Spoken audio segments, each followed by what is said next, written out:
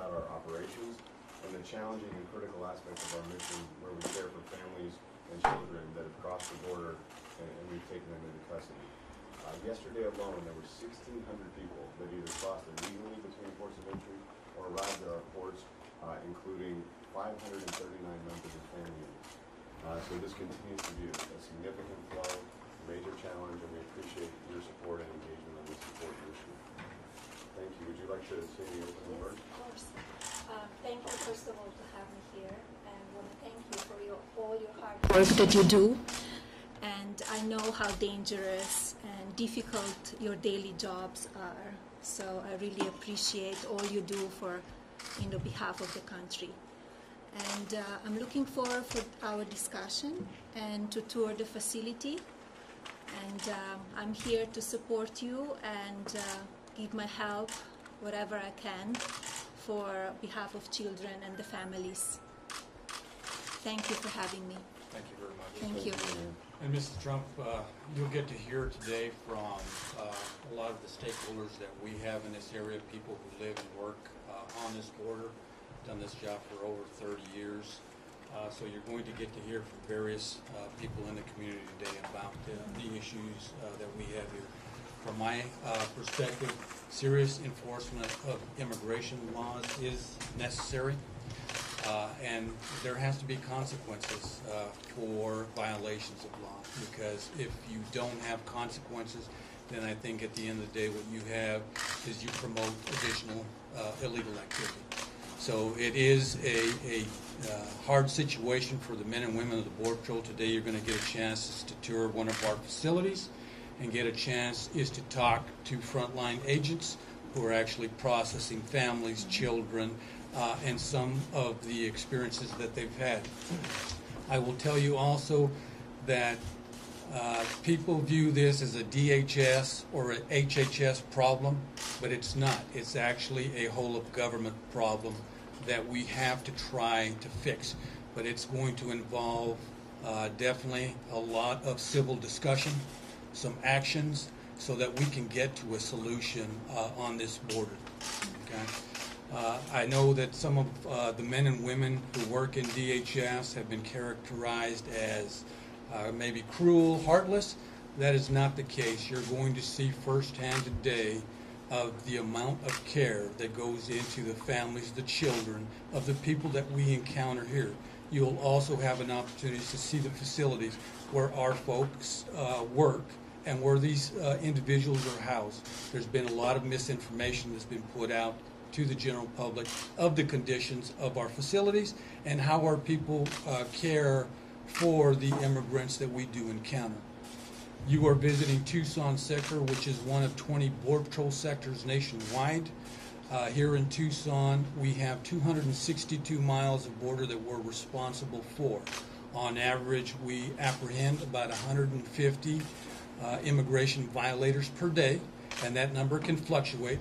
But I will also say, last year we finished off with 38,000 apprehensions. This year we've already passed the number. It's far from the days of the early 2000s when Tucson was making 500,000 arrests in this area. So it shows you that border control can be accomplished if you continue to devote the assets that you need. But the important piece of this today is we're very grateful that you're taking the time is to come out and see it firsthand, talk not only to our people, but also to these families. So thank you very much. Thank you. Okay. I'd like to turn it over to Mike Humphreys from the Office of Field Operations. Hi, so I'm Mike Humphreys. I represent CBP at the ports of entry in Arizona. There's a lot of misconceptions out there about the separation of family units and such. We've had about close to 3,000 family units. Just a couple have been separated, and they're very short separations. We've also had over 1,000 unaccompanied alien children. So those are ones showing up without family. And I think they get bunched into, since they're alone, that people think they were separated from the family. That never happened. Some of the things we've gotten at the port of entry, we've really prevented potential instances of human trafficking where somebody shows up, claims to be a family unit, and then we find out that the children are in no way, not even a close relation to the adult in custody. And if those would have made it through, we don't know. They could have gone into some form of human trafficking. So we do prevent that.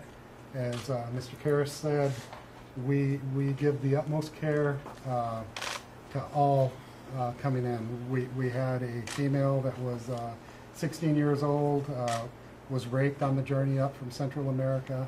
She had the baby here in our custody. We took her to the hospital, stayed with her the whole time. She did not have a family with her. So we do give the utmost care. So how often do you see the children crossing alone without, an adult? Yeah, in And Arizona, what is the age? In Arizona, since October 1st of 2017, at the ports of entry, the legal crossings, we've had 1,100 unaccompanied alien children enter into the Arizona ports of entry. Or put this photograph Yeah. out in front of you, Mrs. Trump, so that you can see this 6-year-old boy was left in the desert out near Lukeville, Arizona. You can see that he's got a Coke bottle. I see. You can see he's got a note in his hand. We actually did a press release on this because people also have to understand the dangers of the desert, of the heat, of the violence that exists out there. So this is something that our people encounter on a daily basis, is seeing children that are put in, and families in very dangerous situations. It's incredible, as young as 6 years old, somebody would leave him. Wow, very sad. In addition to all that, at the legal ports of entry, we facilitate trade and lawful entry of people. So people coming into our cities with foreign money to spend money here. So we have to facilitate that along with our anti-terrorism and our bringing in trade. So CBP collected over $40 billion in duties and taxes for the government budget last year. Nogales Port of Entry, which is just an hour from here, is the largest port of entry for the entry of vegetables into the U.S. market nationwide. So we play a very important part in that, along with processing of migrants, along with the enforcement of opioids. We've seized in just the Nogales Port of Entry this year over 2,000 kilograms of methamphetamines and several kilograms of fentanyl coming in, trying to make entry into the U.S. Thank you for coming out, and appreciate the time. Thank you. Thank you. Thank you. Mr. Trump, you'll next hear from David Gonzalez, who's the U.S. Marshal here in Arizona. Good morning, Mr. Trump. Welcome to Arizona. I'm David Gonzalez. I represent the United States Marshal Service for the District of Arizona. And U.S. Marshal Service is the oldest federal law enforcement agency, created in 1789. But besides our primary function of arresting violent fugitives around the world and managing the Witness Protection Program, one of our primary jobs is the care, the handling, and maintaining of all the federal prisoners that have been charged by the U.S. Attorney's Office. For all the hard work that Rudy's people do, let's say, for example, today they arrest 300 people on the border. He could maybe officially charge through the U.S. Attorney's Office maybe 75 of those, okay? And the rest are handled administratively by us. Now, I get those 75 prisoners into the Tucson courthouse in downtown. And we have processed those prisoners. They go to court, and a lot of those are sentenced the same day to streamline the project. And they are sentenced what we call STSers, short-term sentencing. Some are charged or sentenced to time served and released to be deported. Others might get 30, 60, 90, 80 days in jail, depending how many times they've been arrested before. And then we then put those people to serve their short-term sentence in several facilities, usually in the southern Arizona area.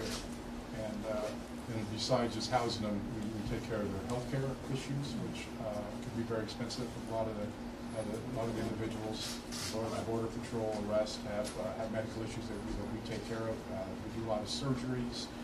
We have nurses and doctors at these facilities to examine them, and we take great pride in doing everything we can to maintain the health and stability of the federal prisoners that we receive that are charged federally. The majority that come from the Border Patrol. example, here in Arizona, last fiscal year, for approximately 15,000 prisoners on just immigration charges that were processed through here. Nationally, there have been about 58,000 prisoners charged federally through the system by the U.S. Attorney's Office. It is estimated that we'll get about 90,000 this fiscal year from the hard work that the Border Patrol does. Thank you. Ma'am, next you're going to hear from Jesse Williams, who is the Deputy Field Operations Director for ICRO. Good morning, Mrs. Morning. Trump. My agency is responsible for the interior enforcement of the immigration laws, and also we run detention facilities where we're taking care for these families that are being detained, and also for the adults. And we do provide a full spectrum of services. We do have 2 family residential centers where we have a full complement of medical, and also we have a school system that goes from K through 12. Initially, these family units are detained for less than 20 days on average, maybe 6 or 7 days. During that time, their children are fully cared for, inoculated, and they go through the immigration court process. We do have 2 adult detention facilities here in Arizona, and my office is responsible for the full state of Arizona. Great, thank you. And we also have Dan Bell, who's here, a local rancher in Arizona. Family's been here for a long time. So, Dan. So thank you for coming, Mrs. Trump. I appreciate you taking the time out of your busy schedule to listen to our concerns. I'm going to put a little different spin on things. Our family's been ranching on that same piece of country down in Nogales, Arizona, just west of the city of Nogales, since 1938. So I'm a 3rd generation. I'm raising the 4th generation. We operate between the ports of entry. So we have 10 miles of actual international boundary with Mexico. And I'm here today to advocate for more access along the border. We operate on federal lands where we ranch, and there really is no access to the international boundary. But the positive things that we've seen over time is access has been garnered in certain areas, and we've gotten a bollard fence installed on a 2-mile section. Another 2 miles, we've had a road installed where technology was placed, which allows the boots on the ground to get closer to the border to do their job. But I guess my message to you would be there would be no silver bullet to take care of the situation. It's what Chief Karras talked about. We need to have the ability to get to the border. We need to have the ability to have the boots on the ground to make the apprehensions. We need to have the judicial mechanisms in place. We need to have the consequence programs. All of that needs to come together so we can make a difference. And where we've seen this happen over time with the Tucson sector, where the judicial mechanisms have been applied and consequences have been applied, and we see the rate of recidivism way down. We see less traffic coming through. But that's not to say that the issue's over, because there's still about 6 miles of our ranch and my neighbor's ranches to further west and other neighbors' ranchers to the east, where a lot of this traffic has been pushed as a result of the ability to stop it. So we still need a lot to do in that respect. And coming from a small community of Nogales, you heard we rely on legal trade coming through that port of entry. So I'd be remiss if I didn't mention that our community relies on the legal trade coming through those ports of entry. And so anything, message you can take back would be greatly appreciated. Will do. Thank you. Now, Mrs. Trump, I actually want to point you to Joy Silva. She's one of our agents out here in Tucson. So you can hear from her perspective of someone who goes out there every day to perform her job, her encounters with people, different situations. So, Joyce. Good morning, Mrs. Trump. Good morning. I've been a Border Patrol agent for over 20 years. I'm originally from New York City, and I moved to Tucson to join the Border Patrol. And I love my job. And as a mother, it hurts to see the children. They don't really know what's going on. Mm-hmm. And so our main concern is to remove them from that element of the desert, that dangerous element, and bring them to a safe environment where they have food, water, toys if they want it, and just take care of them. There's a lot of parents in the Border Patrol, and we really care for the children. And there's a lot of agents that take out to the field extra food and extra toys. We've given them our lunch also out there in the field because they need it and they don't really understand what's going on. Yeah. Thank you so much for all what you do. Thank you. Thank you very much. Thank you. Thank you. Any additional questions that you may have, you can either do it now, or we'll have also time as we're walking through the facilities. So I definitely want to thank all of you for attending today. I think this is very beneficial, is to have you here, is to see firsthand the challenges that we go through. Immigration enforcement is a very complex issue, and I think we all need to come together is to try and solve this issue. So thank you very much. I agree. Thank you. Thank you very much.